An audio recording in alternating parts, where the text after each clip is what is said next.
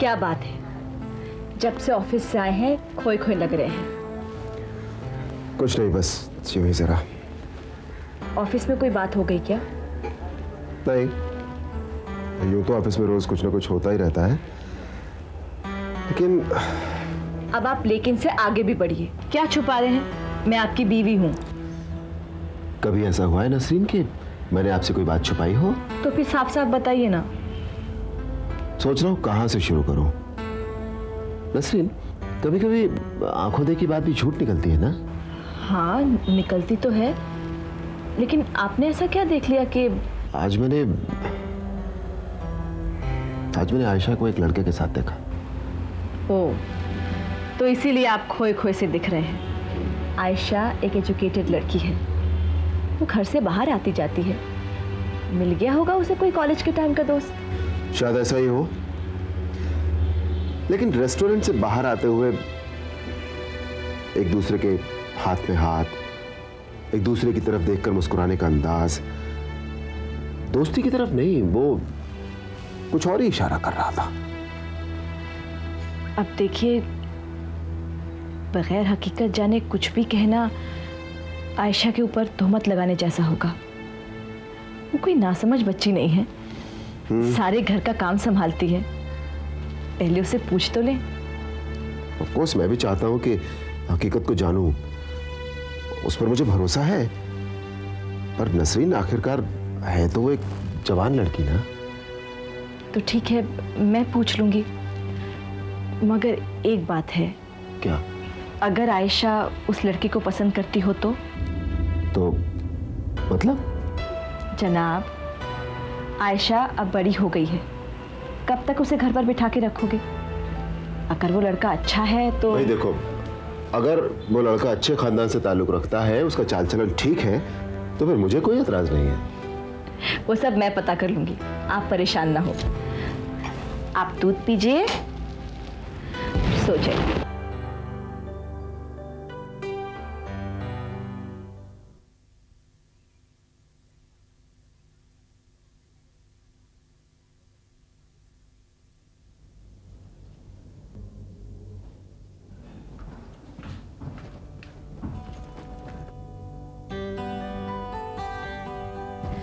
आयशा, आयशा उठो।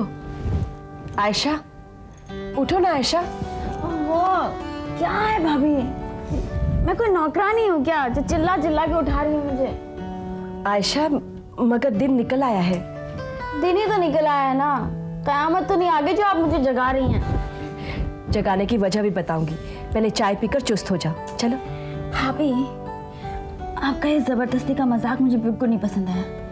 रेस्टोरेंट के बाहर किसी लड़के के साथ हंसना बोलना भी तुम्हारे भाईजान को बिल्कुल पसंद नहीं है। क्या? लो, चाय पकड़ो। भाभी, वो तुम्हारे भाईजान ने देखा है तुम्हें, काफी अपसेट है। अल्लाह, ये क्या हो गया? अभी तो कुछ नहीं हुआ है, लेकिन काफी कुछ हो सकता है। बहुत कुछ हो सकता है। क्या हो सकता है भाभी? अगर सही सही बताओगी तो सही सही हो सकता है। मैं क्या बताऊं? चाय पी लो, ठंडी हो रही है। जी भाभी, हम एक ही कॉलेज में एक साथ पढ़ते थे। यानी सिर्फ दोस्त? जी भाभी। ओह, तब तो ठीक है, मैं तुम्हारे भाईजान से जाकर कह दूंगी वो सिर्फ दोस्त है। नहीं भाभी, असल में बात यह है कि देखो आयशा, अगर कोई बात है तो मुझे जल्दी से बता दो, क्योंकि मुझे बहुत काम है। भाभी, मैं और सलमान। सलमान नाम है उनका? बड़ा प्यारा नाम है। वैसे जनाब करते क्या है? कंप्यूटर इंजीनियरिंग अमेरिका से करके लौटे हैं। Very good. मगर उनसे मुलाकात कहाँ हुई? हम एक ही साथ कॉलेज में पढ़ते थे, तभी दोस्ती हो गई थी। सिर्फ दोस्ती? नहीं, हम एक दूसरे को लैला मजनू की तरह चाहते हैं। भाभी ठीक है, सलमान को और उनके घर वालों को घर पर कभी खाने पर बुला लो। सच भाभी।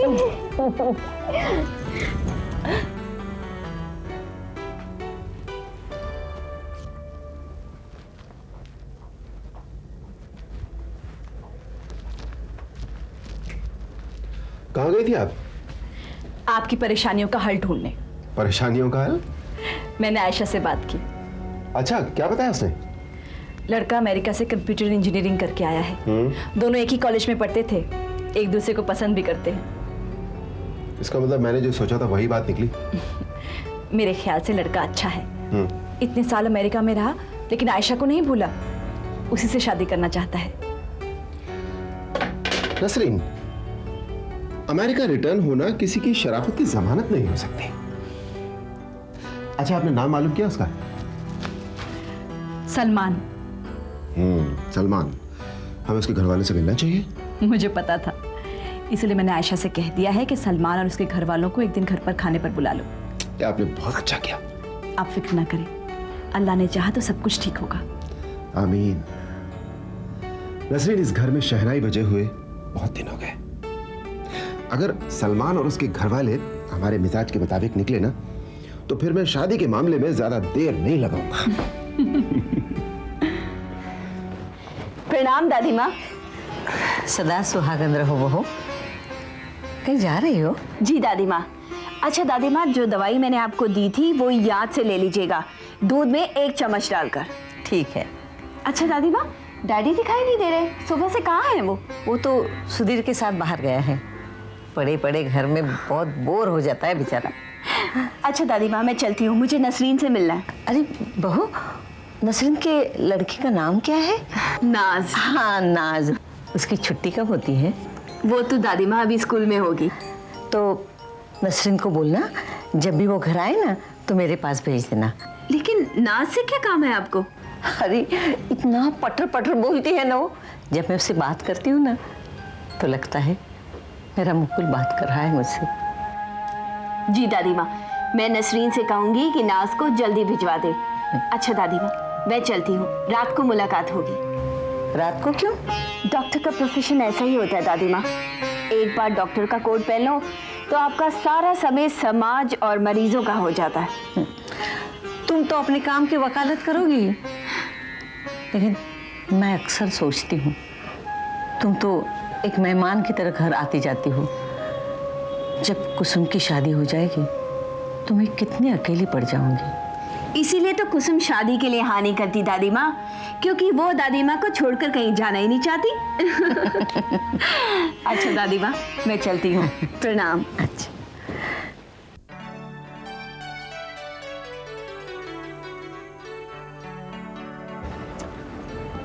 तो फिर फिल्म कैसी लगी? ठीक थी। मुझे ये नहीं समझ में आता कि एक रोमांटिक गाने में अचानक इतने ढेर सारे डांसर्स कहाँ से आ जाते हैं। अब प्यार मोहब्बत की बात भीड़ में होती है क्या? अरे भाई, ये फिल्मी स्टाइल होता है। देखो आयशा, फिल्म वाले सपने बेचते हैं और तुम हो कि इन सपनों को हकीकत के तराजू में तोड़ने की कोशिश कर रही है। इससे अच्छा तो हम 3 घंटा बैठकर अपना फ्यूचर डिस्कस करते हैं। इसमें डिस्कस क्या करना है? प्रेजेंट अच्छा है तो फ्यूचर भी अच्छा होगा। सब अपने आप नहीं हो जाता। फ्यूचर अच्छा बनाने के लिए मेहनत करनी पड़ती है, मेहनत। देखो, मेहनत से मैं कभी नहीं घबराता। बोलो क्या करना होगा? तुम मेरे लिए झूठ बोल सकते हो? तुम्हारे लिए मैं जान दे सकता हूँ। झूठ बोलना तो बहुत मामूली सी बात है। क्या है? ओह, क्या लगी? एक कॉफी और एक सैंडविच। एक कॉफी मेरे लिए भी, और भूख तो मुझे भी लगी है। एक सैंडविच में भी। Copy cat. हाँ, तो बताओ कि किसे झूठ बोलना है, कितना झूठ बोलना है और क्यों झूठ बोलना है? भाईजान और भाभी जान से। अरे खुदा की बंदी, खुदा ना खास्ता तुम्हारी नसरीन भाभी ने मुझसे ये पूछ लिया। वो ऐसा वैसा कुछ नहीं पूछेंगी। तुम्हें इस बात का पूरा यकीन है कि वो और कोई सवाल नहीं पूछेगी? हाँ हाँ, मुझे पूरा यकीन है। ठीक है सलमान मियाँ, चढ़ जा सूली पे। ये बताओ कि कब बोलना होगा ये सफेद झूठ? जब भी तुम्हारा सामना हो जाए। तो फिर तो मैं अल्लाह मियाँ से यही दुआ करूंगा कि मेरा सामना तुम्हारे भाई और भाभी से हो ही नहीं। डरपोक कहेंगे। क्या? खुदा खैर करे, छोटी ने तो तुम्हें सर चढ़ा रखा है, वरना मैं तुम्हारे होश ठिकाने लगा देती। बड़ी आपा, आप ही ने कहा था कि मैं दूध में ये डाल। ओफो, ज़बान मत चला। ये बता, तुम्हारी बहू बेगम कहाँ है? दिखाई नहीं दे रही है। वो बाहर गई हैं। हाँ हाँ, क्यों नहीं जाएगी? पैसे लुटाने वाला शौहर जो मिल गया उसे। जा अंदर जा और काम कर। खुदा खैर करे। अस्सलाम वालेकुम बड़ी आपा। वालेकुम अस्सलाम। अरे अरे, आप अभी तक मुझसे नाराज हैं? अरे, मैं तुमसे नाराज क्यों होने लगी? वैसे भी पुलिस वाले की बीवी से हर किसी को डर कर रहना चाहिए। अरे अरे आपा, डरे आपके दुश्मन, आप तो मेरी बड़ी आपा है ना। चलिए आपा, उस दिन की बात को दिल से निकाल दीजिए। दिल हो तो निकाले ना। तुम सब तो यही समझती हो कि मेरे पास दिल ही नहीं है। क्यों? आपा, आपा अब गुस्सा थूक भी दीजिए ना। ऐसी बातें तो हर घर में होती ही रहती हैं, और फिर रूठना और मनाना भी तो जिंदगी है। आपा, आपा मैं आपसे माफी मांगने आई हूँ। अच्छा, लेकिन जिसके लिए तुम अपनी जबान से अंगारे बरसा रही थी, वो कहाँ है? अच्छा, नसरीन भाभी घर पर नहीं है क्या? लो, आ गई महारानी। आइए आइए। अब तक आप कहाँ थी? आपने इस घर को सराय समझ लिया, जब चाहे आओ जब चाहे जाओ। बड़ी आपा, मैं तो वो। खुदा खैर करे, सफाई देने की कोई जरूरत नहीं है। मैं तो उस दिन को कोस रही हूँ जिस दिन जहीर मियाँ तुमसे निकाह करके तुम्हें इस घर में लाए थे। आपा, बड़ी आपा, आपने फिर शुरू कर दिया। तुम क्या समझती हो, पुलिस वाले की बीवी हो तुम, तो मैं तुमसे डर जाऊंगी? हक बात और सच बात कहने से ताहिरा कभी किसी से नहीं डरती।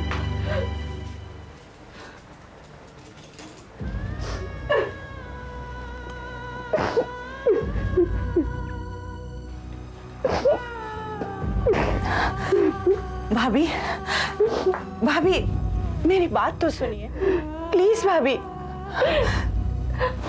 कुछ कहने को सुनने को नहीं, क्या गया वहीदा?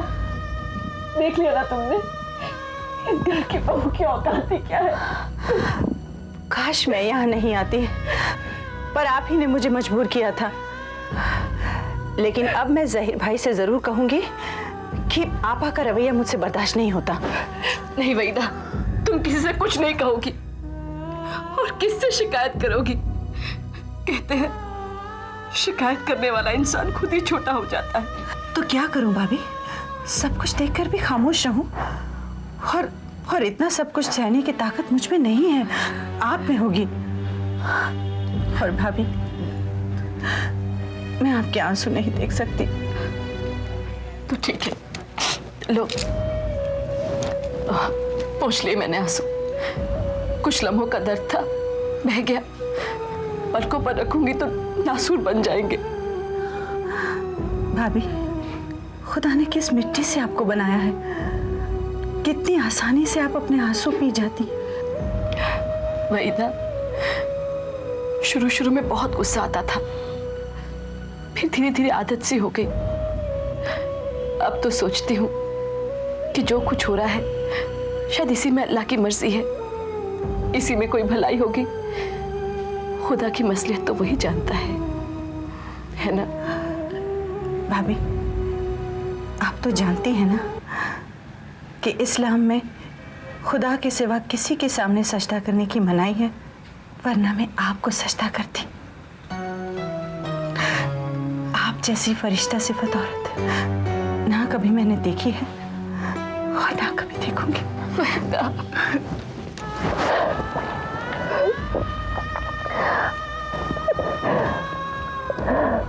मुझे फक्र है आप मेरी भाभी हैं। दादी माँ, ये लीजिए आपका दूध। क्या हुआ दादी माँ, क्या हुआ? दवाई देती हूँ। दवाई तो खत्म हो गई, अब मैं क्या करूँ?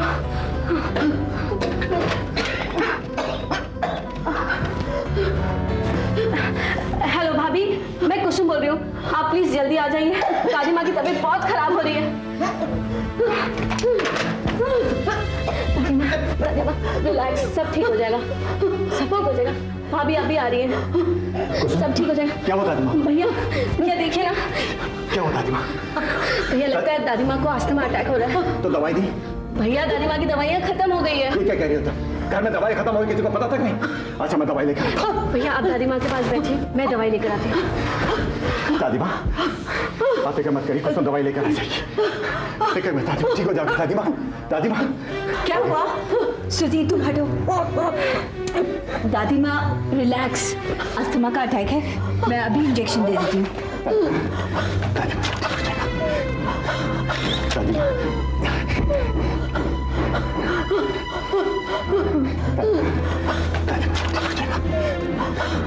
दादी माँ बस दादी माँ बस बस बस दादी अभी ये लीजिए पीछे पीछे दादी माँ। अब इसकी कोई जरूरत नहीं है कुसुम, मैंने इंजेक्शन दे दिया, शी विल बी ऑलराइट। कुसुम तुम दादी माँ के पास बैठो। नैना जरा मेरे साथ आओ। जी रिलैक्स दादी माँ। कुसुम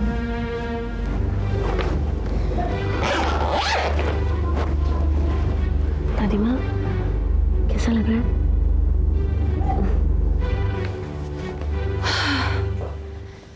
थैंक गॉड सुधीर, कुसुम ने मुझे फ़ोन कर दिया, वरना पता नहीं क्या हो जाता। लेकिन मुझे फ़ोन करने से अच्छा अगर वो दवाई की एक डोज दे देती तो बेटर रहता। दवाई की डोज तो तब देती ना जब घर में दवाई होती। क्या दवाई खत्म हो गई है? मम्मी ये देखना तुम्हारा फर्ज है, दादी की सेहत की जिम्मेदारी तुम्हारी है। ओफो सुधीर, आजकल मुझे इतना काम रहता है कि मैं भूल गई। और अगर आज दादी को कुछ हो जाता ना तो तुम जिंदगी भर पछताती। क्या कहना चाहती है तुम? सारा दोष मेरा ही है, इस घर में मैं ही अकेली मेंबर हूँ और मुझे दूसरा कोई काम नहीं है। तुम्हारे इस दूसरे काम की वजह से ही आज नकुल हॉस्टल में पड़ रहा है। मैंने तो सोचा था कि दवा खाने के साथ साथ तुम दादी की सेहत का भी ख्याल रखोगे, लेकिन तुम। हाँ सारा दोष मेरा ही है।